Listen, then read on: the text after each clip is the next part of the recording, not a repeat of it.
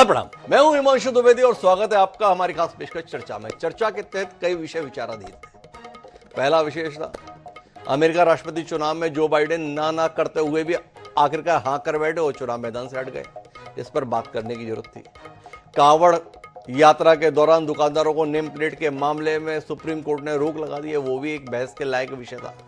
NEET के मामले पर भी बातचीत करने की जरूरत हम महसूस कर रहे थे, पर इन सबसे परे चूंकि कल देश की वित्त मंत्री निर्मला सीतारमण के द्वारा संसद में बजट प्रस्तुत किया जाएगा और बजट पूरे देश के संदर्भ में जागरूकता का भी विषय रहता है, जिज्ञासा का भी विषय रहता है और सामाजिक जिम्मेदारी का भी विषय रहता है। तो आज हम बजट पर बात कर रहे हैं, बाकी विषयों पर बातचीत आगे करेंगे। एक और महत्वपूर्ण विषय था आरएसएस के संदर्भ में अनुमति देने का सरकारी कर्मचारियों को भागीदारी के संदर्भ में, उस पर भी बात करना बड़ा जरूरी है। करेंगे आगे बात आने वाले कुछ समय में, लेकिन आज हमारी बातचीत आम बजट पर। आम बजट तीसरी पारी उम्मीद है भारी। संदर्भ यह है कि तीसरी बात नरेंद्र मोदी प्रधानमंत्री पद की शपथ ले चुके हैं। निर्मला सीतारमण इतिहास रचने जा रही हैं कि लगातार छठवीं बार पूर्णकालिक बजट वह संसद के मध्य प्रस्तुत करेंगे। बजट के संदर्भ में बड़ा रोचक किस्सा है। ये जिसे हम बजट बोलते हैं, ये हमारे संविधान में उल्लेखित नहीं है। हमारे यहाँ तो इसे फाइनेंशियल स्टेटमेंट के रूप में उल्लेखित है, पर फिर भी पूरी दुनिया बजट बोलती है। बजट का इतिहास तकरीबन 300-350 साल पुराना है। 1773 में ब्रिटेन के वित्त मंत्री थे सर रॉबर्ट। वो जब हिसाब किताब प्रस्तुत कर रहे थे संसद में, तो उस समय पर उन्होंने जिस बटुए का इस्तेमाल किया था, उस बटुए को बजट बोला जाता था। छोटा सा बटुआ था। तब से यह बजट शब्द चर्चा में है, पर उस बजट से ही लोग अपनी उम्मीदों के संदर्भ में ध्यान लगाते हैं, समझने बूझने की कोशिश करते हैं कि सरकार हमारे लिए आगे क्या कुछ करने जा रही है। जानने की कोशिश अर्थशास्त्री करते हैं कि देश कहां जाएगा और दुनिया के मुकाबले कहां ठहर पाएगा। इसी क्रम में जब हम आज इस बजट पर बातचीत कर रहे हैं, तो निर्मला सीतारमण के साथ भारी उम्मीदें हैं। सरकार जो तीसरी बार जनादेश पाने में सफल रही है एनडीए के रूप में, उस सरकार ने चुनाव के दौरान कुछ वायदे किए थे, कुछ वायदे चुनाव से पहले के भी थे। उन वायदों के संदर्भ में तो सरकार के द्वारा स्टैंड लेने की उम्मीद है ही, पर इसके अलावा भी लंबे समय से टैक्स में छूटों को लेकर लोगों की उम्मीदें हैं। क्या कुछ इस बजट से हम उम्मीद रख सकते हैं और किस तरीके से यह बजट देश को दुनिया की तीसरी सबसे बड़ी अर्थव्यवस्था बना पाने की दिशा में महत्वपूर्ण कारक सिद्ध होगा, इस पर हमें बात करनी है। हमारे साथ इस चर्चा का हिस्सा बनने के लिए बारी बारी से लोग जुड़ेंगे। हमारे साथ आज इस चर्चा का हिस्सा बनने के लिए टीएस सिंहदेव साहब हैं, पूर्व मुख्यमंत्री छत्तीसगढ़ के आर्थिक मामलों के जानकार है, वो हमारे साथ में है। हमारे साथ डॉक्टर सारथी आचार्य जी हैं। जब भी ऐसे मसले होते हैं, सारथी जी सारथ देने के लिए हमारे साथ होते हैं। तो सारथी साहब का स्वागत है। हमारे साथ में वरिष्ठ पत्रकार राकेश अचल जी हैं और कुछ देर में हमारे साथ डॉक्टर चरण सिंह जी भी होंगे, जो पूर्व चेयर हैं आरबीआई के।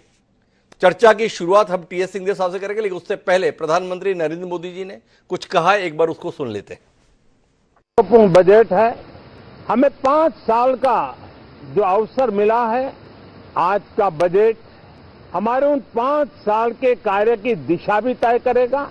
और ये बजट 2047 जब आजादी के 100 साल होंगे, तब विकसित भारत का जो हमारा सपना है, उस सपने को पूरा करने की मजबूत नींव वाला बजट लेकर के हम कल देश के सामने आएंगे। हमने दल के लिए जितनी लड़ाई लड़नी थी लड़ ली।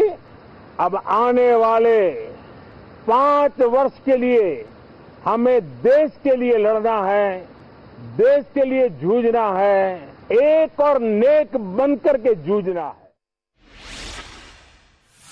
तो सिंहदेव साहब, दल के लिए जितना लड़ना था लड़ लिए, अब देश के लिए लड़ना है। तो इस भावना को व्यक्त किया है प्रधानमंत्री नरेंद्र मोदी जी ने। 5 साल की बात नहीं की है, 21 साल, 22 साल, 23 साल की बात की है। 2047 तक यह विकासशील भारत, विकसित भारत हो जाएगा। उस दृष्टि से यह बजट आने वाला है। इतनी उम्मीदों के साथ आप भी हैं, या 10 साल का अनुभव आपका कुछ ऐसा है कि बहुत उम्मीद आप जोड़ नहीं पाते हैं? थोड़ा रोशनी देंगे, क्या उम्मीद है आपको इस बजट से? सर्वप्रथम आपको प्रणाम जी, सभी साथी पैनलिस्ट को और सभी दर्शकों को प्रणाम। आपको आभार कि इस चर्चा में मुझे भी सहभागी बनने का आपने अवसर दिया। ये बजट, जैसा मोदी जी कह रहे थे, संभव है कि अगले 5 सालों में सरकार को जो अवसर मिलेंगे उसकी दिशा दे सकता है। सामने क्या आएगा ये तो अभी नहीं कह सकते, लेकिन उसकी दिशा दे सकता है। अभी तक जो हम लोगों ने देखा, ये सरकार कैपिटल एक्सपेंडिचर में ध्यान ज्यादा दे रही है, कैपिटल एक्सपेंडिचर बढ़ा रही है, और अन्य क्षेत्रों में जहां तक मेरी निजी राय है, सर्विस सेक्टर में, हेल्थ और एजुकेशन में, इसमें सरकार को इन्वेस्टमेंट कई गुना बढ़ाना चाहिए। साथ में डिफेंस भी है जी। इसमें पेंशन का दबाव आ रहा है, मॉडर्नाइजेशन का दबाव आ रहा है, तीनों हमारी विंग के लिए ये बातें हैं। तो ये 4 भागों में मुख्य रूप से, और इसमें बाकी चीजें, अन्य चीजें बीच में आ जाएंगी। तो व्यक्तिगत मेरा दृष्टिकोण, कैपिटल हेड में आपको एक्सपेंडिचर करना है, उसमें 1,11,111 कितने करोड़ की बात हुई थी, वो ठीक है, अपने जगह वो ठीक है। जी। बाकी जीएसटी का रैशनलाइजेशन, रेट रैशनलाइजेशन, इसके स्लैब जो 8 हैं, 0 से अगर चालू करते हैं, जी। ये 1 या 2 पे आ जाने चाहिए। ये बजट में मैं उम्मीद करूंगा कि हो। इनकम टैक्स के मैं स्लैब के 1 मिनट रैशनलाइज, रोकना चाहूंगा सिंघवी साहब, ये आपकी इच्छा है कि ऐसा होना चाहिए, या वाकई आपको उम्मीद भी है कि बजट में ऐसा होगा? थोड़ा इसमें बताए ना, बड़ा अनुभव है आपको, कोई उम्मीद है आपको कि हाँ ऐसा होगा बजट में? अब चुनाव बीत गया, जी। तो कुछ कुछ ऐसी बातें हैं जो हो सकता है कि ना हो, लुभावनी इत्यादि जिसको हम कहते हैं, जी। लेकिन इनकम टैक्स स्लैब का रैशनलाइजेशन, उसमें कुछ स्लैब में कमी करना, टैक्स रेट्स कम करना, ताकि लोगों के पास ज्यादा पैसे हो खर्च करने के लिए, ये सारी दिशाओं में हमको काम करना होगा। आप खर्चे कराइए लोगों से, उसके टैक्स के कंजम्पशन के ऊपर टैक्स आएगा आपके पास, जीएसटी अन्य माध्यम से, उससे गवर्नमेंट में इनकम बढ़ाने के लिए करिए। पर मैं समझता हूं कि इकोनॉमी को अगर हमको और तेजी से आगे बढ़ाना है, तो ये कंजम्पशन बेस्ड हमारी इकोनॉमी है, कंज्यूमर के पास आपको राशि उपलब्ध अधिक करानी पड़ेगी, और अधिक करानी पड़ेगी। अच्छा, मेरा सिंघवी साहब एक सीधा सवाल है, 10 साल से जिस राह पर नरेंद्र मोदी जी के नेतृत्व में सरकार जा रही है, आर्थिक दृष्टि से आपको वह सही दिशा में दिखाई देती है, या ये आर्थिक नीतियां इस सरकार की आपको परेशान करती हैं? इस पर टिप्पणी चाहिए। 2 बड़ी गलतियां जो हुई हैं पिछले 10 सालों में, एक नोटबंदी की, जिसने अर्थव्यवस्था पे और आर्थिक व्यवस्था पे बहुत बड़ा आघात किया, और दूसरा जल्दबाजी में जीएसटी को लागू करना है, जिस स्वरूप में भी जीएसटी को पुश कर दिया गया। एक पार्लियामेंट का सेशन बुला के, जब देश आजाद हुआ था उस समय जॉइंट सेशन हुआ था, एक जीएसटी के लिए जॉइंट सेशन बुला के, मुझे लगता है कि ये 2 बड़ी गलतियां हुई हैं। और इसके ऊपर कोरोना का वार, उसकी कहर, उसके दुष्परिणाम जो अर्थव्यवस्था पे भी पड़े। अब ये बहुत कठिन सवाल है कि लॉकडाउन होना चाहिए था कि नहीं होना चाहिए था, उस पर अर्थव्यवस्था पे जो विपरीत प्रभाव पड़ा। मेरी निजी राय गलत हो सकती है, लेकिन मुझे लगता था, और आज भी लगता है, कि लॉकडाउन के अलावा विकल्प नहीं था। लेकिन बड़ी मार उस पे भी अर्थव्यवस्था पे पड़ी। हम तैयार नहीं थे कोरोना का सामना करने के लिए, बिल्कुल तैयार नहीं थे। तो जान बचाना कि अर्थव्यवस्था को आगे ले जाना, इस प्रकार का सवाल था। तो ये 10 साल में कुछ बड़ी घटनाएं हुई हैं, जिसने, जो परिकल्पना थी कि हम डबल डिजिट जीडीपी ग्रोथ में हम आ जाएंगे, उससे हम अभी दूर हैं, उससे हम काफी दूर पर हैं। इस सरकार ने जिस तरीके से पिछले 10 सालों में इंफ्रास्ट्रक्चर पर फोकस किया है, रेलवे नेटवर्क पर, रोड नेटवर्क पर, एयर नेटवर्क पर, इसके संदर्भ में आपका नजरिया क्या है? लिमिटेड फायदा है। देखिए, इंफ्रास्ट्रक्चर में क्या सामान लगता है? इंफ्रास्ट्रक्चर में सीमेंट लगेगा, स्टील लगेगा, इस प्रकार की वस्तुएं लगते हैं। तो इसमें आप खर्चा करेंगे तो इन सामग्रियों का क्रय होगा, जी। सरकार खरीदेगी या कोई भी खरीदेगा। इन सामानों के क्रय से वो उद्योग चलेंगे, और ऐसे उद्योगों के साथ एम्प्लॉयमेंट कितना बनेगा, उस इंफ्रास्ट्रक्चर में जो पैसे लगेंगे उससे सस्टेनिंग रोजगार आपको कितना मिलेगा, इसके बारे में मेरे विचार पहले भी आपके साथ चर्चा हुई है। मेरे एक प्रकार के विचार रहे हैं, मैंने उनको भी व्यक्त किया था। तो लिमिटेड फायदा रहता है, पर इंफ्रास्ट्रक्चर में इन्वेस्टमेंट करना है, इसको नकारा नहीं जा सकता। शेष जो राशियां हैं जी, इसमें प्रायोरिटी आपको किसको देनी है? इसमें मैंने अपना नजरिया पेश किया कि आप सीधे सैलरीज इत्यादि जो राज्यों के पास हेल्थ और एजुकेशन रहता है, केंद्र सरकार सैलरी के रूप में राशि उतनी सस्टेनेबल रूप से नहीं दे पाती। जी। आप सारे जितने पद वेकेंट हैं स्वास्थ्य विभाग के अमले के और शिक्षा के अमले के, गवर्नमेंट ऑफ इंडिया इंफ्रास्ट्रक्चर में ग्रांट्स उपलब्ध कराए राज्यों को, और राज्यों के बजट के हिस्से को तनख्वाह के लिए उपलब्ध कराए, ताकि सारे पद जितने वेकेंट हैं स्वास्थ्य विभाग के और शिक्षा विभाग के, इनको पूरा किया जा सके। एक सीमित 2 विभाग की ही बात अगर करें तो मुझे लगता है कि ये प्रायोरिटी नंबर 1 होनी चाहिए। बड़े महत्वपूर्ण दिशा दी है हमारी चर्चा को सिंघे साहब ने। उन्होंने कहा कि हम बात करते हैं शिक्षा के संदर्भ में, हम बात करते हैं स्वास्थ्य के संदर्भ में, इसमें योजनाओं के संदर्भ में ऐलान करते हैं, हमने तो राइट भी दिया हुआ है शिक्षा का अधिकार, हमने स्वास्थ्य के संदर्भ में आयुष्मान योजना भी दी हुई है, पर जिस विसंगति के संदर्भ में सब तरह से खबरें आ रही हैं, तो मेरे साथ में जुड़े हुए हैं डॉक्टर चरण सिंह जी। चरण सिंह जी, उम्मीद है 1000 एक अनार 100 बीमार, ऐसी कहावतें बजट के साथ में जुड़ जाती है।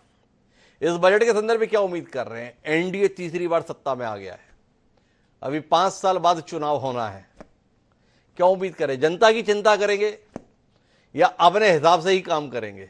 क्या देखते हैं आप कल के लिए? सीधा आपने म्यूट कर रखा है, अगर उसे अनम्यूट कर देंगे तो आपकी आवाज हम तक भी पहुंचेगी।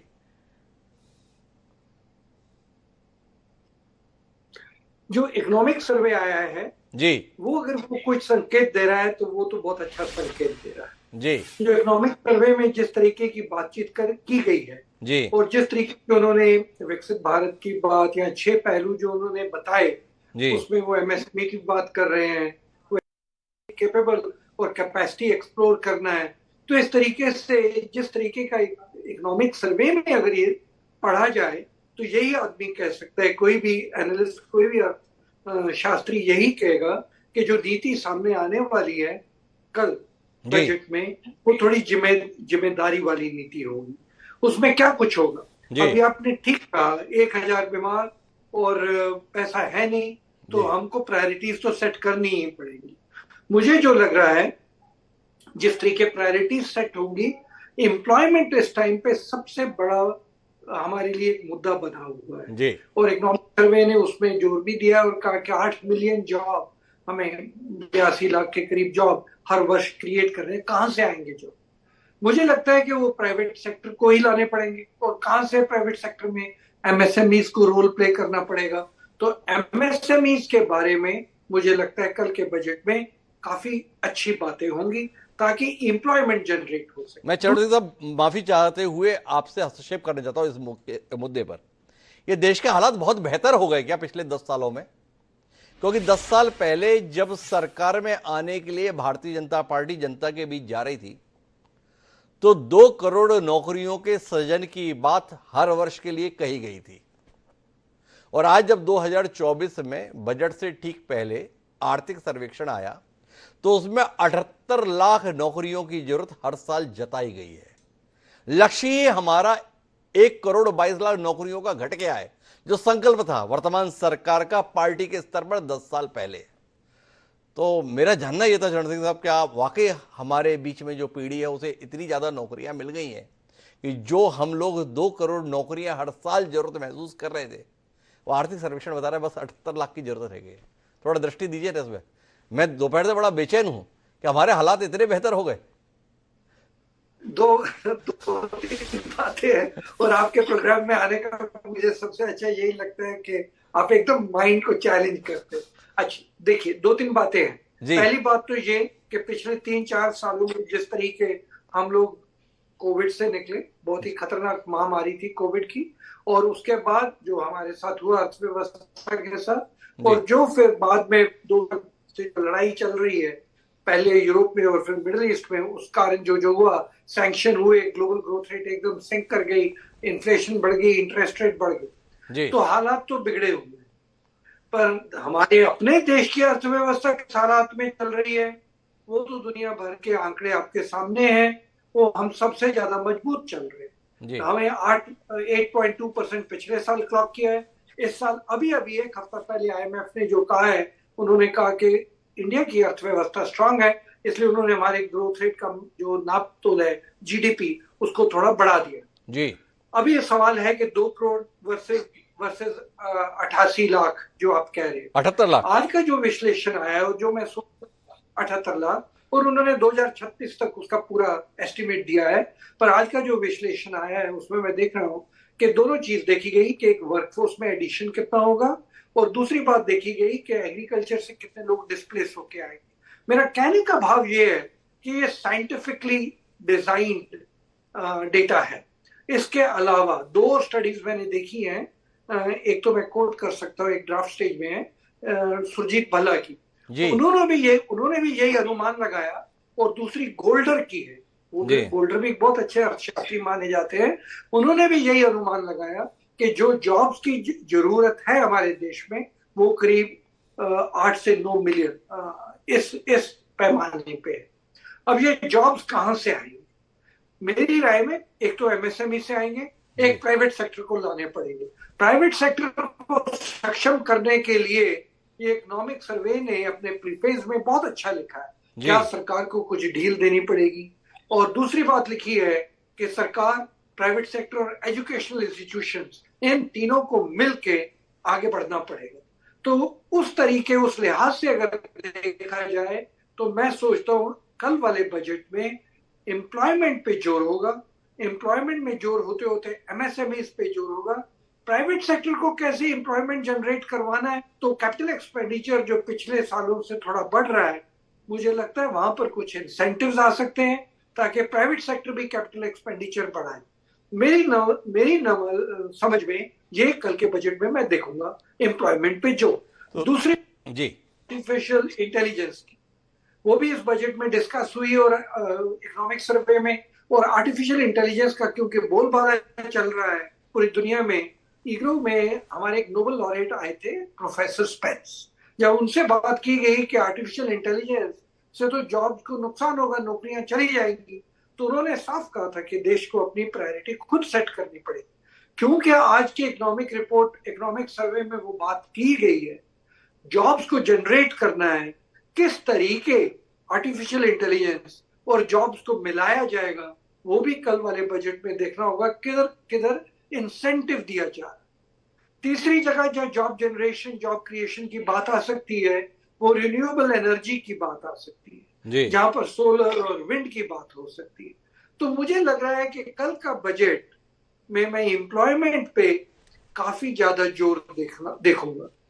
तो रोजगार पे जोर के रूप में डॉक्टर चरण सिंह जी देखते हैं, लेकिन सारथी आचार्य जी, रोजगार ही नहीं चाहिए, देश की नीति में एक बड़ा बदलाव आया है, इस पर आपकी टिप्पणी चाहिए। हमारे देश में बचत को प्रोत्साहित करने की अतीत से परंपरा रही है।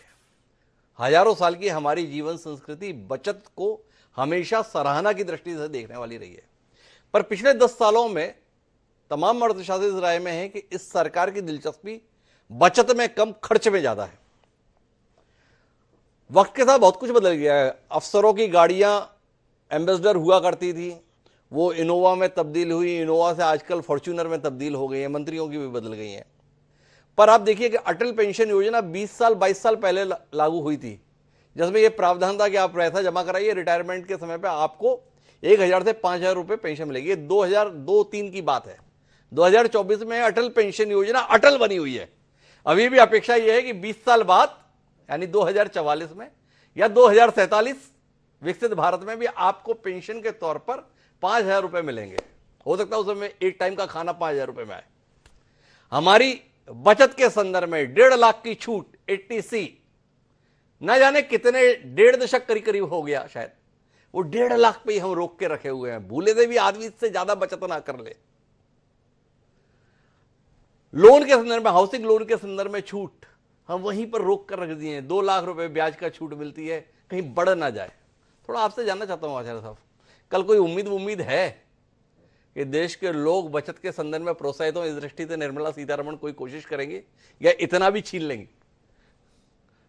देखिए, जहां तक बचत का सवाल है, हमारे यहाँ बचत जितनी भी होती है आजकल जी, वो पहले कम हो गई है। पहले एक जमाने में 36% तक पहुंच गया था बचत, अब वो शायद 28-20 के करीब आ गया है। इसका मतलब यह है कि इन्फ्लेशन की वजह से बचत कम हुई है। दूसरी चीज यह है कि बचत का बहुत सा पैसा जो है स्पेकुलेशन में जा रहा है, क्योंकि गवर्नमेंट का खुद का कहना है कि हार्ड इन्वेस्टमेंट के बजाय ये फाइनेंशियल इन्वेस्टमेंट्स में ज्यादा जा रहा है। इसी वजह से आप BSE NSE वगैरह के इंडेक्स देखिए आसमान छू रहे हैं, जबकि इकोनॉमी जो है उसमें प्रोडक्शन वगैरह तो बढ़ नहीं रहा कोई खास। सर्विसेज सेक्टर वगैरह के थ्रू, गवर्नमेंट इन्वेस्टमेंट्स के थ्रू आपके GDP के फिगर्स काफी हाई हैं, लेकिन यदि आप प्राइवेट इन्वेस्टमेंट देखेंगे उसमें कोई खास बढ़त नहीं आई है। अभी फिगर्स आए थे कि 10 साल में शायद 65% इंक्रीज हुआ है, which is not very good compare to जो कि सरकारी इन्वेस्टमेंट है वो बहुत इससे दुगने से ज्यादा बढ़ा है। लेकिन मैं थोड़ा सा ये इकोनॉमिक सर्वे पे जाना चाहूंगा, क्योंकि इकोनॉमिक सर्वे जो है वो एक रीढ़ की हड्डी होती है जिसके बेसिस पे आपका बजट भी बढ़ेगा। तो पहली चीज तो मैं कहूंगा कि जो एग्जिस्टिंग आपकी अर्थव्यवस्था है उससे काफी हटके बजट नहीं बन सकता जी, कि आपने हजारों करोड़ लाखों करोड़ की इन्वेस्टमेंट जो कर रखे हैं उन्हीं को आगे बढ़ाएंगे, और उसमें यह है कि थोड़ा सा आगे पीछे ये हो जाएगा कि कुछ प्राइवेट सेक्टर पार्टनरशिप, कुछ पब्लिक सेक्टर पार्टनरशिप, लेकिन जो ब्रॉड इंडस्ट्रियल और एग्रीकल्चरल पॉलिसी है उसमें कोई खास चेंज ला नहीं सकते हैं, क्योंकि फिर उसका क्या होगा, जो 1000 करोड़ के इन्वेस्टमेंट्स लगाए हैं उन्हीं को आगे बढ़ाना है ना। तो यदि उनको आगे बढ़ाना है तो मैं बजट में कोई खास मेजर चेंज नहीं देखता हूं, लेकिन जो देखना चाहूंगा वही है जो कि प्रोफेसर चरण सिंह जी ने बोला है और माननीय मुख्यमंत्री जी ने जो बोला है कि एजुकेशन एंड हेल्थ में यदि हम ज्यादा इन्वेस्ट करेंगे तो उसकी वजह से हमारी क्वालिटी ऑफ मैन पावर जो है, ह्यूमन पावर, वो बढ़ेगी और हम विकसित भारत, जो कि ये बार बार विकसित भारत की बात कर रहे हैं 2047 तक, हम सचमुच में एक ह्यूमन बेस्ड विकसित पावर बन पाएंगे, केवल GDP बेस्ड विकसित पावर नहीं बन पाएंगे। क्योंकि इस वक्त केवल विकसित ये GDP बेस्ड विकसित पावर की बात हो रही है कि $15-20 हज़ार पर कैपिटा अगर यदि हमारा हो गया तो हम विकसित भारत हो गए। अच्छा, एक बात बताइए सारथी साहब, आपने भी एजुकेशन और हेल्थ के संदर्भ में बात की। मैं एक आर्टिकल आज पढ़ रहा था जब बजट के संदर्भ में कार्यक्रम करने जा रहा था, तो उसमें ये बताया गया कि भाई भारत तो कृषि प्रधान देश है। जब हम बचपन में पढ़ते तो बताते थे कि 80% आबादी कृषि पर निर्भर है, ये गांव में रहती है। अब वो आंकड़ा बदल गया है, 60% के करीब बोलते हैं कि कृषि पर है। और 48 लाख करोड़ का बजट था हमारा पिछले साल का। यह बताया जाता है कि इसमें केवल 1.25 लाख करोड़ हमने खेती के संदर्भ में प्रावधान किया, और उसमें भी 65,000 करोड़ हमने केवल और केवल किसान सम्मान निधि के नाम पर बांट दिए। थोड़ा आपसे जानना चाहता हूं कि खेती किसानी के संदर्भ में भी आप उतनी ही प्राथमिकता की जरूरत महसूस करते हैं जितना आप एजुकेशन और हेल्थ के संदर्भ में बात कर रहे हैं? क्या MSP को लेकर देश का माहौल जब तब गर्म हो जाता है, उसको एड्रेस करने की कोई संभावना? MSP की गारंटी के संदर्भ में सरकार के कमिटमेंट थी एक राजनीतिक दल के रूप में 2014 में स्वामीनाथन कमेटी के संदर्भ में, बताते थे कि आप जो मेहनत करते हैं ना उसका बाद भी 1.5 गुना इस प्रकार की बात करते थे। उसकी कोई उम्मीद आपको है या 2047? सवाल है, कृषि से खेला नहीं जा सकता है जी, लेकिन हम जो है, हम लोगों ने पॉलिसी बनाई थी 65 में और उसके बाद 90s में बनाई थी। उसके बाद पॉलिसीज जो है हमारी लॉन्ग टर्म पॉलिसीज वही रही है जो कि 65 वाली थी। किसानों को आप थोड़ा MSP दीजिए, थोड़ा ज्यादा पैसा दीजिए, एंड वो फिर एक नए बीज, नए खाद वगैरह की वजह से प्रोडक्शन बढ़ जाएगा। हमारे पास प्रोडक्शन तो बढ़ गया, लेकिन कृषि जो है वो बहुत एक्सपेंसिव हो गई है क्योंकि पानी नीचे उतर गया है बहुत ज्यादा। आप ऐसी जगह चावल वगैरह उगा रहे हैं जहां पे कि चावल उगना नहीं चाहिए, जैसे पंजाब में अगर आप देखोगे तो एवरेज रेनफॉल पंजाब का 600-650 mm का है, जबकि चावल के लिए 1200-1300 mm जरूरी है। तो इसकी वजह से क्या होता है कि एक्सेसिव आप पानी जमीन के अंदर से निकालते हैं कहीं और से, तो यूनिट प्रोडक्टिविटी की कॉस्ट आपकी बढ़ती चली जाती है। तो उसको आप MSP से कवर करते हो, फिर नेक्स्ट और कॉस्ट बढ़ती है, फिर MSP से कवर करते हो। ये एक वो रेस है जो आप कभी जीत नहीं सकते हो। तो यदि आप कहते हो कि MSP बढ़ जाएगी बजट में, मुझे तो कोई खास इससे मुझे तो फायदा नहीं दिखता है। सरकार 3 लॉज लेके आई थी 3-4 साल पहले जी, उसका काफी उसकी खिलाफत हुई थी मैं मानता हूं खिलाफत इसलिए हुई थी क्योंकि 8 बजे यदि आप पॉलिसी अनाउंस करके कहते हो कि रात को 12 बजे से ये लागू हो जाएगी, ऐसे पॉलिसी नहीं बनती है। जो कृषि 60 साल से डेवलप हुई है उसको आप ट्रांजिट करना चाहते हो उद्योगी तौर पे, तो आपको 5-6 साल देने पड़ेंगे, जिसके लिए आपको सब्सिडीज दूसरे प्रकार के देने पड़ेंगे, जैसे कि आपके लिए मूंग दाल वगैरह जो आजकल बाहर से मंगाई जा रही है वो नहीं मंगानी पड़े। बहुत सी चीजें बाहर से आ रही है खाने की जिसको हमें पता भी नहीं है क्या क्या है, लेकिन बहुत सी चीजें बाहर से आ रही है ये भरपाई करने के लिए उसकी जरूरत तो एग्रीकल्चर के संदर्भ में व्यापक तौर पर दृष्टि की जरूरत है, ऐसा सारथी आचार्य जी कह रहे हैं। मुझे जाना है राघव अचल जी के पास में, वरिष्ठ पत्रकार के जो हमारे साथ जुड़े हैं, लेकिन मैं सिंहदेव साहब से आखिरी दौर की बातचीत करना चाहता हूं, क्योंकि सिंहदेव साहब से हमने वायदा किया था कि हम उनको जल्द ही मुक्ति दे देंगे। तो सिंहदेव साहब, सरकार के संदर्भ में 10 साल को लेकर सवाल हैं, पर कुछ बिंदु ऐसे हैं जिस पर ऐसा लगता है कि सरकार ने जो कदम उठाया उसको वैसी सराहना नहीं मिली जो उस तरीके से मिलनी चाहिए थी। जैसे 3 करोड़ महिलाओं को लखपति बनाने की बात चुनाव प्रचार के दौरान कही है। पिछले साल प्रधानमंत्री ने 15 अगस्त 2023 वो तारीख थी जब स्वयं सहायता समूह से जुड़ी हुई महिलाओं के आर्थिक उत्थान के लिए ये योजना लेकर आए थे। बताते 1 करोड़ की करीब लोगों को कर भी दिया गया है। इस पर आपका नजरिया क्या है? क्या इसको और आगे बढ़ाया जाना चाहिए? यह मुफ्त राशन जो 80 करोड़ लोगों को दिया जा रहा है, इसे 5 साल तक बनाए रखना है। तकरीबन 2,13,000 करोड़ हर साल सरकार इस पर खर्च कर रही है। इस पर टी.एस. सिंहदेव साहब बतौर कांग्रेस नेता क्या सोचते हैं? प्रधानमंत्री आवास योजना के माध्यम से तकरीबन 2.5 करोड़ घर बने हैं। क्या आप मानते हैं कि इस योजना को और बेहतर तरीके से बनाए रखना चाहिए? थोड़ा आपसे रोशनी मिले, जनता से जुड़े हुए मुद्दों पर एक नेता को बोलना चाहिए। घर का जहां तक सवाल है, ये एक अनिवार्यता होनी चाहिए, ये योजना नहीं एक अधिकार होना चाहिए, और देश के हर नागरिक के पास, हर परिवार के पास छत होना चाहिए। और भी बहुत छोटे हैं जी, पैसे नहीं रहते हैं, तो इसलिए समय के पहले बहुत कुछ कहना उचित नहीं है, लेकिन मिनिमम 3 कमरे का घर होना चाहिए एक सामान्य परिवार को रहने के लिए। 2 रहायशी कमरे, एक कॉमन कमरा कहिए, नहीं तो उसी कमरे में आज के दिन वो खाना भी बनाते हैं, सोते भी हैं, बैठते भी हैं, सारा उनका काम होता है। तो एक अधिकार के रूप में इसको हमको लागू देश में करना चाहिए, और आकार ऐसा होना चाहिए कि न्यूनतम आवश्यकताओं की पूर्ति वो मकान करे। तो इस दिशा में तो निश्चित रूप से कोई भी सरकार आए उनको आगे बढ़ना चाहिए और अधिकार के रूप में इसको परिवर्तित कर देना चाहिए। जहां तक दूसरा सवाल आमदनी का है, महिलाओं की आमदनी के बारे में बात है, तो कंसेप्ट कांग्रेस पार्टी का भी मेरा भी इसमें वही है कि न्यूनतम आमदनी की जो चर्चा वैश्विक स्तर पे हो रही है, उसको कांग्रेस ने अपने मैनिफेस्टो के माध्यम से 1 लाख रुपया हर परिवार का वार्षिक रखा था।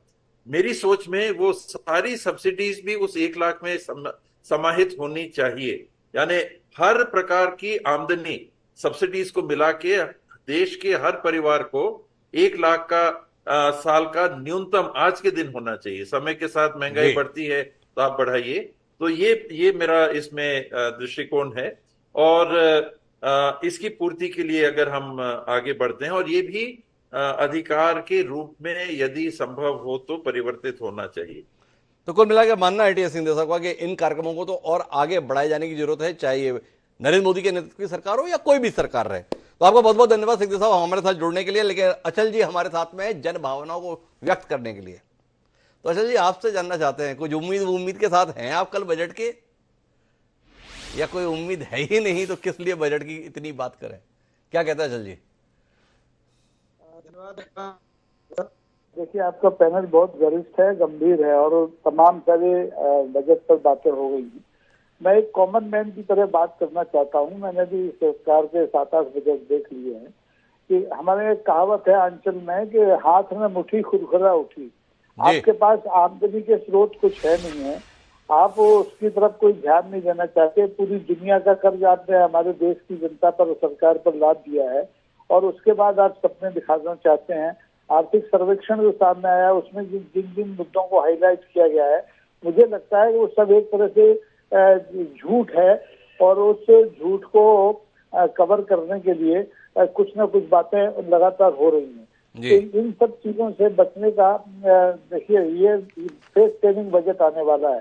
आप इस देश का किसान आज भी आंदोलनरत है। सिंधु बॉर्डर खुलवा दिया है सुप्रीम कोर्ट ने, वो दिल्ली की ओर बढ़ने वाला है।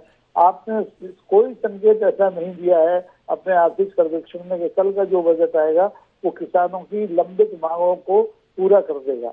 आपने महंगाई के बारे में, आपने जो आपका जो दर होती है, क्या कहते हैं उसको, उसका मैं टेक्निकल शब्द भूल रहा हूँ, वो पिछले साल के मुकाबले इस साल आप बढ़ा के दिखा रहे हैं, लेकिन ऐसे कोई हालात नहीं दिख रहे हैं इस देश में कि आप इन लक्ष्यों को पार कर पाए। जहाँ तक सवाल पीपीपी मोड का है, पब्लिक प्राइवेट पार्टनरशिप का, उसके नतीजे इस देश में देख लिए। पिछले इसी बरसात में इस देश में पीपीपी बोर्ड पर बने जितने निर्माण कार्य हैं, चाहे वो पुल हों, चाहे वो हवाई अड्डे हों, चाहे वो सड़कें हों, उनकी क्या दुर्दशा हुई है, इसके बारे में सोच के डर लगता है कि आने वाले बजट में आप क्या करेंगे। तो ये बजट अब लोक लुभावन बजट तो होने से रहा क्योंकि चुनाव निकल गया है। ये बजट तुष्टीकरण का बजट होगा और उस तुष्टीकरण का बजट होगा जिसकी ध्वनि आपने पिछले दिनों उत्तर प्रदेश में, मध्य प्रदेश में, उत्तराखंड में सुनी कि आप अपनी पहचाने सामने जाकर व्यापार कीजिए। आप असली जो समस्या है उस पर बात करना नहीं चाहते। एक बात बताया अचल जी, आप सरकार को खारिज कर रहे हैं। यही सरकार है जो आयुष्मान योजना लेकर आई, जिसके अंतर्गत एक बड़ा वर्ग इलाज के संदर्भ में निजी अस्पतालों में लाभान्वित होने का अधिकारी हो पाया। क्या अचल जी इसको एक सराहनीय कदम नहीं मानते? मुद्रा योजना 10 लाख का लोन, आंकड़े बताते हैं 8 अप्रैल 2015 को ये योजना शुरू हुई थी। अब तक तकरीबन 47 करोड़ लोग इस योजना के तहत लाभान्वित हो चुके हैं। क्या इसके संदर्भ में अचल जी को कोई दृष्टि नहीं आती? झुग्गियां, आसमान के नीचे रहने की मजबूरी, इससे उबारने के लिए प्रधानमंत्री आवास योजना के तहत करोड़ों घर बन गए। क्या अचल जी को नहीं लगता है कि ये ऐसी योजनाएं हैं जो देश में बदलाव की दृष्टि से महत्वपूर्ण है? बहुत कुछ खराब हुआ पर कुछ तो अच्छा भी हुआ होगा। अचल जी को भी अगर अच्छा ना दिखेगा तो फिर कौन अच्छा देखेगा? देखिए, ये जिन योजनाओं की आप बात कर रहे हैं उनके नतीजे सामने हैं और अगर इन योजनाओं पर अमल ढंग से और ईमानदारी से किया जाता तो हम 85 करोड़ लोगों को, जिन्हें पिछले 3 साल से कोविड के जमाने से मुफ्त में 5 किलो अनाज खिला रहे हैं, उनको उस सीमा से बाहर निकाल के आ जाते और ये गारंटी देते कि इस योजना को आगे ले जाने की जरूरत नहीं है, क्योंकि हमने देश में इतने रोजगार के अवसर संगठित क्षेत्र में और असंगठित क्षेत्र में पैदा कर दिए हैं कि अब लोगों को 5 किलो अनाज देने की जरूरत नहीं है। तो आप एक तरफ अपनी उपलब्धियों का झुंझुना बजाते हैं और दूसरी तरफ आप हकीकत दुनिया के सामने है। इतनी बड़ी आबादी, जिस देश की आधी से आधी लगभग आबादी, आधे से ज्यादा आबादी अगर 5 किलो अनाज खा रही है, सरकार के रहमो करम पर जिंदा है, तो इस देश में ऐसे बजट का मतलब क्या है? ऐसे बजट का मतलब क्या है? ये महत्वपूर्ण सवाल है और इस पर जाने के लिए ही मैंने अचल जी से ये सवाल किया था, क्योंकि चरण जी मुझे रोशनी देंगे इसके संदर्भ में। चरण जी, इतिहास के पिछले 200 साल की क्रांतियों पर दृष्टि डालते हैं ना, तो उसका बड़ा कारण ये दिखाई देता है कि वहां के हुक्मरान अपनी अवाम को, अपनी प्रजा को, अपनी जनता को पेट में रोटी नहीं दे पाए थे। अगर फ्रांस की राज्य क्रांति आज पाठ्यक्रम का हिस्सा है तो वो इसलिए है कि लुईस 16वें की पत्नी मैरी से जब ये सवाल किया कि लोग आए हुए हैं, क्या करना है, तो उसने पूछा था कि क्यों आए हुए हैं इतने सारे लोग, किस बात के लिए चिल्ला रहे हैं? तो मैरी को जवाब दिया था कि उनके पेट में रोटी नहीं है, उनके पास खाने के लिए रोटी नहीं है, इसलिए वो लोग प्रदर्शन कर रहे हैं। तो मासूम रानी ने प्रतिप्रश्न किया था कि अगर उनके पास रोटी नहीं है तो वो पेस्ट्री क्यों नहीं खा लेते? मेरा सवाल आपसे यहीं पर है कि देश के आंकड़े जब पढ़ते हैं तो उसमें पता चलता है कि BMW की कारें पिछले 6 महीने में जितनी ज्यादा बिकी है ना, देश के इतिहास में इससे पहले कभी नहीं बिकी। पर अचल जी हमको ये बताते हैं कि इस देश की 80 करोड़ आबादी उस 5 किलो अनाज पर अपना जीवन गुजर करने के लिए मजबूर है जो सरकार उसे मुफ्त में उपलब्ध करा रही है। सीधे तौर पर बात यह है कि आर्थिक विषमता, आर्थिक असमानता, क्या उस पर सरकार की दृष्टि है या सरकार की दृष्टि है इसीलिए 5 किलो के अनाज की योजना है? ये जो सवाल आपने पूछा है ये बहुत गंभीर सवाल है। दुनिया भर में भी इनकम इनइक्वालिटीज की बात हो रही है, आप भी वही बात कर रहे हैं और आपको मैं एक बात आपके साथ शेयर करनी चाहूंगा। मैं भी आसपास, दिल्ली के आसपास कई बार जाता हूँ थोड़ा सोशल वर्क के लिए। तो दिल्ली से करीब 80 किलोमीटर के फासले पे एक शहर है बागपत जी। इतनी भीषण गर्मी पड़ी इस वर्ष, तो मैंने उनसे पूछा कि आपको इतनी भीषण गर्मी पड़ रही है, कुछ दे सकते हैं? तो उन्होंने कहा एक मटका ले लीजिए, मिट्टी का मटका। मिट्टी का मटका खरीदने के लिए उनके पास पैसे नहीं है। 130 रुपए का मटका आता है सारा। मैं हैरान था। हम लोग एसी कारों में, एसी कमरों में, रेफ्रिजरेटर का पानी, और दिल्ली से 80 किलोमीटर के फासले पे हम लोग, ऐसे लोग बैठे हैं जिनके पास एक मटका खरीदने का पैसा नहीं है। तो मैं तो उस टाइम पे सोच रहा था कि सरकार को एक सुझाव दूं, हर गर्मी में राशन के साथ एक मटका गरीब लोगों को बीपीएल के अंदर दे। तो आप ठीक कह रहे हैं। और अभी अभी हाल में एक शादी हुई है इस देश में, कोई मान ही नहीं सकता है कि इस प्रकार की भी अमीरी हो सकती है। तो बात तो सही। अभी आते हैं, थोड़ा गहराई से इसको विचार करते हैं।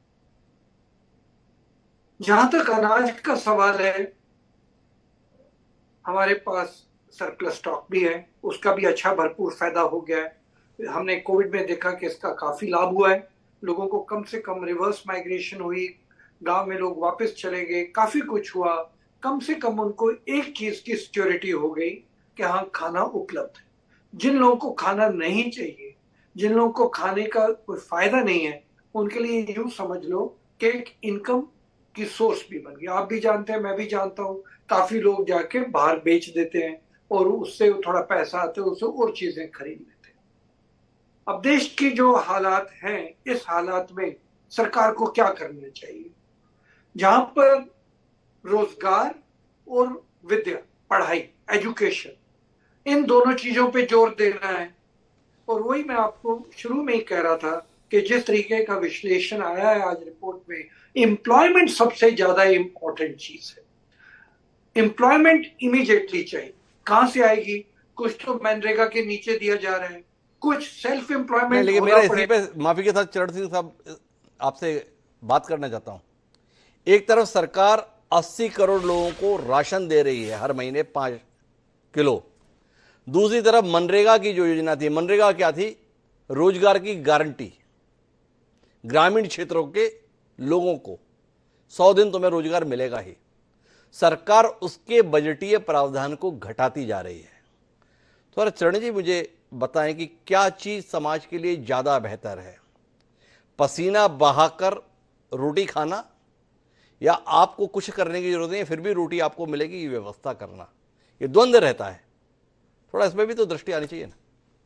ये तो गांधी जी ने खुद ही कह दिया था कि बैठे बैठे रोटी देना, ये तो बहुत अच्छी बात नहीं है। मेहनत करके अपनी रोटी कमाओ और खाओ। ये गांधी जी ने आज से 75 साल पहले कह दिया था, और हमने अपने देश में उसको पूरा प्रयत्न किया है कि मनरेगा की नीति के नीचे यही तो है, मेहनत करो, कुछ भी मेहनत करो, बिगड़ो नहीं, और आदत बनी रहे काम करने की। अब आप जो कह रहे हैं कि प्रावधान उसके नीचे कम कर दिया है, जो मेरी समझ में आया है, जैसे जैसे कोविड पीछे हुआ, रोजगार के मौके बने, जो रिवर्स माइग्रेशन हुआ था, गांव में जो लोग थे वो वापस जाना शुरू हुए, तो उस कारण ग्रामीण लोगों में जो मनरेगा की स्कीम थी उसमें थोड़ी अपने आप ही जैसे कमी आई है। क्या उसमें कटौती की गई है? मैं सोचता हूँ उसका यूटिलिटी कम हुई, उसके यूटिलाइजेशन कम हुआ है। मैं वो रिफ्लेक्शन देखता हूँ। पर जहां तक बड़ा मुद्दा है, वो बड़ा मुद्दा है इनकम इनइक्वालिटीज का। वो इनकम इनइक्वालिटीज को कम करने के दो ही तरीके हैं, रोजगार और विद्या।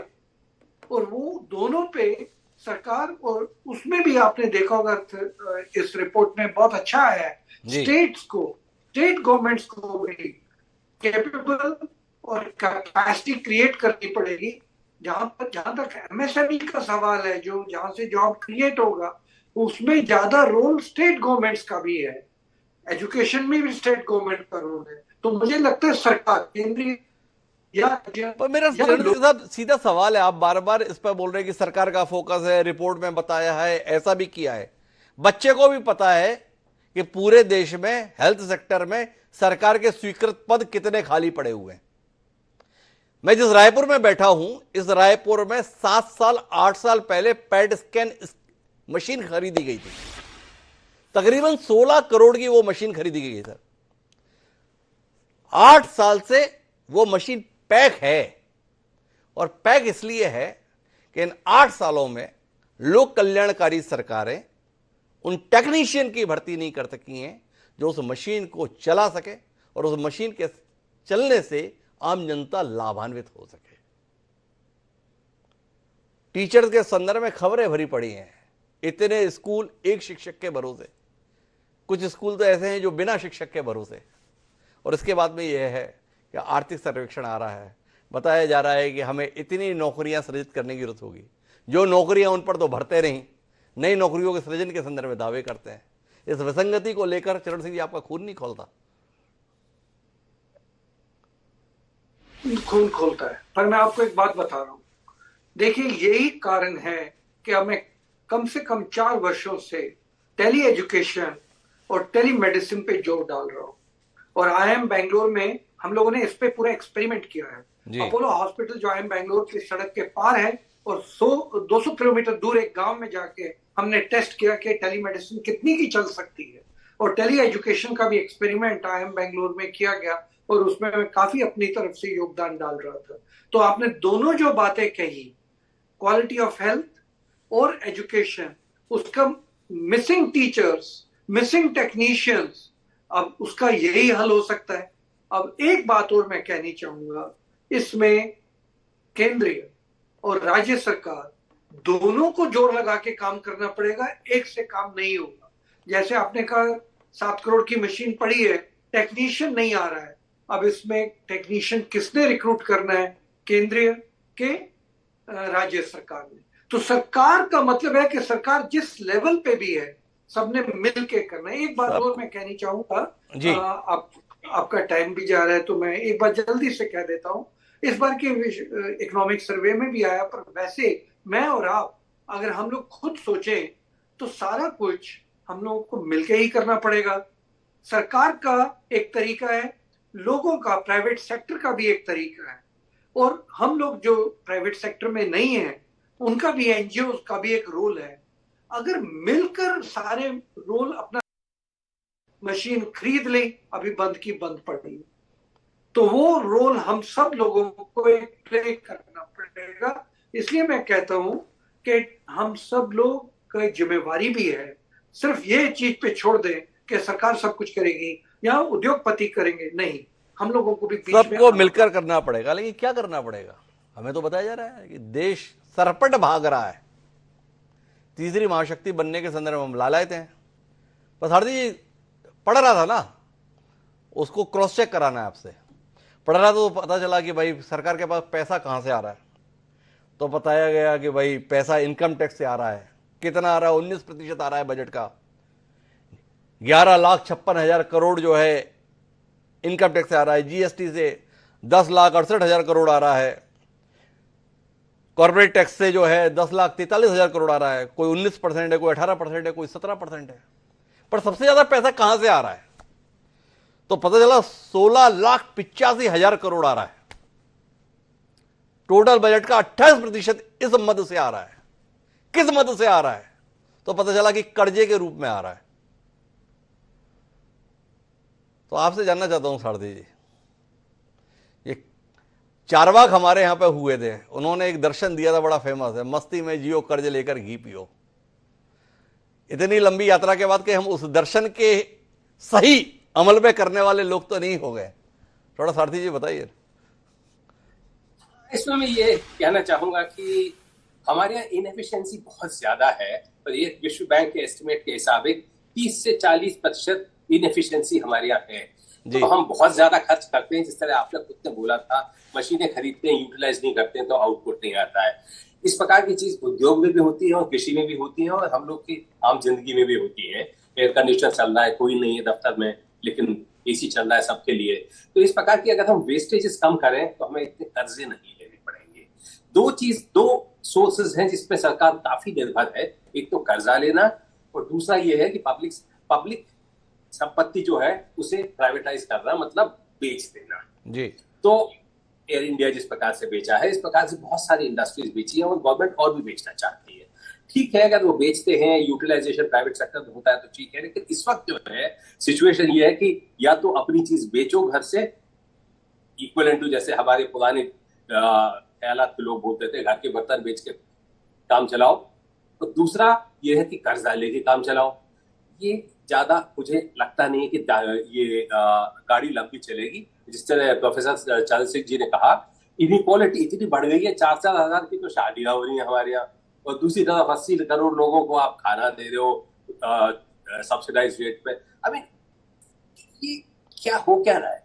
दूसरी चीज यह है कि सुप्रीम कोर्ट जो है उसने एक बार ये कहा था कि हमारे यहाँ एक फंडामेंटल प्रॉब्लम ये भी है कि पॉपुलेशन बहुत ज्यादा बढ़ गई है। इंडिया जो है one of the highest dense population countries in the world है, और इसकी वजह से क्या है कि लोग विड्रॉ कर रहे हैं लेबर फोर्स से और अनपेड फैमिली वर्कर के तौर पर काम कर रहे हैं। इसका मतलब जो कमा रहा है उस पर बोझ ज्यादा पड़ रहा है, उसकी वजह से हमारी गरीबी कम नहीं हो रही है।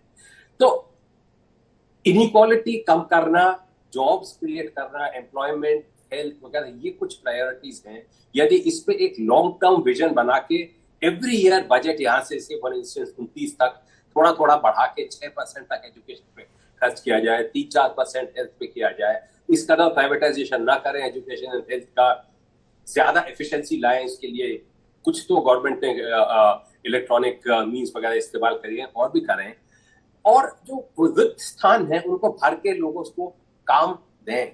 उस अगर इस दिशा में यदि लॉन्ग टर्म पॉलिसी बनती है तो 3 साल का बजट के लिए एक फिर है एक यार्डस्टिक लगा सकते हैं कि मैं इस साल ये अचीव करना, अगले साल ये अचीव करना है, अगले साल ये अचीव करना है।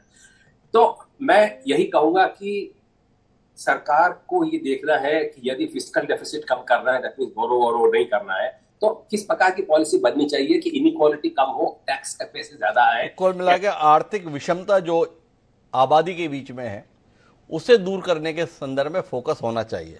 मुझे आखिरी दौर की बातचीत के लिए आना है अचल साहब आपके पास में, लेकिन दोनों वित्त विशेषज्ञों ने शादी का जिक्र किया। शादी किसकी? मुकेश अंबानी जी के बेटे अनंत अंबानी की। तो चरण सिंह जी, इस पर भी आपकी एक टिप्पणी हो ही जाए। गलती है ऐसी शादी करना, या आप मानते हैं कि अगर इतने समृद्ध लोग भी खर्च करने के लिए रास्ते नहीं निकालेंगे तो लोगों के पास पूंजी पहुंचेगी कैसे? अगर मुकेश अंबानी के द्वारा वैश्विक स्तर का विवाह समारोह आयोजित किया गया तो उस विवाह समारोह के माध्यम से जो अनगिनत रोजगार दिवसों का सृजन हुआ, माली को काम मिला, ड्राइवर को काम मिला, गाड़ी वाले को काम मिला, हवाई जहाज वाले को काम मिला, होटल वाले को काम मिला, कैटरिंग वाले को काम मिला, कहां कहां से दुनिया से लोग नहीं आए। तो आपसे जानना चाहता हूं कि ऐसे आयोजन होने चाहिए या ऐसे आयोजन इस देश में प्रतिबंधित होने चाहिए? एक टिप्पणी आपसे मिल जाए चरण जी। भैया, इस चीज पे जो आपने अभी उदाहरण दिए, कितने लोगों को रोजगार मिला, कितने लोगों को मार्केटिंग हुई, कितनी एडवर्टाइजमेंट हुई, पूरे ग्रह में सबको पता चल गया, हमारे धरती ग्रह पर, कि ऐसा भी एक शादी और ऐसा भी एक परिवार हिंदुस्तान में रहता है ना जी। तो ये आपका उदाहरण ठीक है, रहता है, अच्छी बात है। पर उसी शहर में बहुत गरीब लोग भी रहते हैं। तो मेरी राय में हर चीज संतुलन में हो तो थोड़ी बेहतर होती है, क्योंकि जो गरीब रह रहा है वो भी अपने मन में सोच रहा होगा कि ये मैं क्या देख रहा हूं। और जैसे मैंने आपको उदाहरण दिया, दिल्ली से 80 किलोमीटर दूर मिट्टी का मटका नहीं लोग अफोर्ड कर सकते, अगर उसी शहर में वो रह रहे हैं तो क्या होना चाहिए। अभी आप कह सकते हैं ये देश में कृष्ण भी था और सुदामा भी थे, मैं आपके साथ सहमत हूं। आप कह सकते हैं कि कृष्ण भगवान भी थे और भीलनी भी थी जो बेर पे चल रही थी, मैं आपसे सहमत हूं। तो इसलिए ये तो मॉरल और एथिक्स का सवाल होगा, पर जहां तक मेरा सवाल है, मैं महसूस करता हूं हर चीज संतुलन में रहे, संतुलन के साथ चीज होनी चाहिए। चरण जी का ये कहना है। मैं आखिरी टिप्पणी के लिए अचल जी आपके पास आता हूं। एक आम नागरिक की हैसियत से अगर वित्त मंत्री जी को कहने का मौका है तो राकेश अचल जी क्या कहना चाहेंगे निर्मला सीतारमण को? हमारे कार्यक्रम की आखिरी टिप्पणी यही है, एक आम आदमी की आवाज हुक्मरान तक पहुंचे। अचल जी आम आदमी हैं, थोड़ा व्यक्त करें अपनी भावनाओं। देखिए, हम सीतारानी बजट 7वां देख रहे हैं इस देश में, और अगर मुझे माननीय श्रीमती सीतारमण जी सामने मिले तो मैं उनसे यही कहूंगा कि भैया रोटी कपड़ा और मकान का नारा हमारा बहुत पुराना है, वो दे दो और ऐसा बजट बना दो जिसमें कम से कम ये जो हजारों 5,000 करोड़ 10,000 करोड़ की शादियां होती हैं इस पर नियंत्रण हो। कांग्रेस की सरकार थी जिसमें अतिथि नियंत्रण कानून बना था, 200 का और 150 से ज्यादा लोग खाने को नहीं जा सकते थे। एक हमारी आज की सरकार है जो 5,000 करोड़ की शादी में आशीर्वाद देने जाती है। तो ये नीति और नियति का सवाल है, इसको बदलने की जरूरत है। अगर हमारे प्रधानमंत्री महाजने ये गतो से पंथा प्रधानमंत्री जी ऐसी चीजों को प्रोत्साहित करेंगे तो इस गरीब देश में, फिर मैं वहीं आता हूँ जहाँ 85 करोड़ लोग 5 किलो अनाज पर जिंदा हैं, वहाँ 5,000 करोड़ एक दिन की शादी में खर्च करने वाले लोगों के पक्ष में ही ये बजट आएगा। आप देखेंगे इसमें नौता जाएगा मध्यम वर्ग को। जो 85 करोड़ तो टैक्स देने से रहे, तो जो बुद्धिवर लोग दे रहे हैं वो अपनी जगह दे रहे हैं। लखपति जो है 10 लाख कमाते हैं, 20 लाख कमाते हैं। बचता है उपभोक्ता, जो सबसे बड़ा मध्यम वर्गीय उपभोक्ता है, उस उपभोक्ता को बोझ करके और फिर अडानी अंबानी प्रजाति, मैं नाम नहीं ले रहा हूँ इन लोगों को, बड़े भले लोग हैं, देश के निर्माण में इनकी बहुत अहम भूमिका है। लेकिन इस बजट में जब तक ऐसी नीतियां नहीं बनेंगी जिसमें आरबीआई साहब के हमारे चरण सिंह साहब बैठे पूर्व अध्यक्ष, ऐसी नीतियां नहीं बनेंगी कि लोग बैंक का पैसा लेके विदेशों में भाग जाए, लौट के ना आए, तब तक ऐसे बजट का कोई मतलब नहीं। तब तक ऐसे बजट का कोई मतलब नहीं। तो कुल मिलाकर हम अपनी बातचीत के मर्म पे पहुंचे तो इस देश की अपेक्षाएं बहुतेरी है, पर सबसे बड़ी अपेक्षा जो इस समय समाज में दिखाई दे रही है वो है आर्थिक विषमता को खत्म करने की। धनी और धनी, निर्धन और निर्धन, ये आदिकाल से मनुष्य प्रजाति के बीच में समस्या रही है। समय समय पर इसके समाधान खोजे जाते रहे। अब देश के वर्तमान में भी ऐसे हालात बनते हुए दिखाई दे रहे हैं कि इसके समाधान की दिशा में कदम उठने चाहिए। जो वर्ग टैक्स देता है वो टैक्स अपने आप को शोषित महसूस न करे, इस प्रकार का स्वर भी बजट से आना चाहिए। वहीं जो जरूरतमंद लोग हैं उनको मेहनत के साथ एक सम्मानजनक जीवन जीने के अवसर मिल सके, ऐसी अपेक्षा भी इस बजट से हम करते हैं। देखते हैं कल हमारी इन उम्मीदों पर यह बजट कितना खरा उतरता है। और आप सभी मेहमानों का बहुत बहुत धन्यवाद बजट पूर्व इस चर्चा का हिस्सा बनने के लिए। आज के इस कार्यक्रम में इतना ही, कल मिलेंगे बजट पर चर्चा के लिए इसी समय पर। अभी दीजिए मुझे याद, सादा पढ़ो।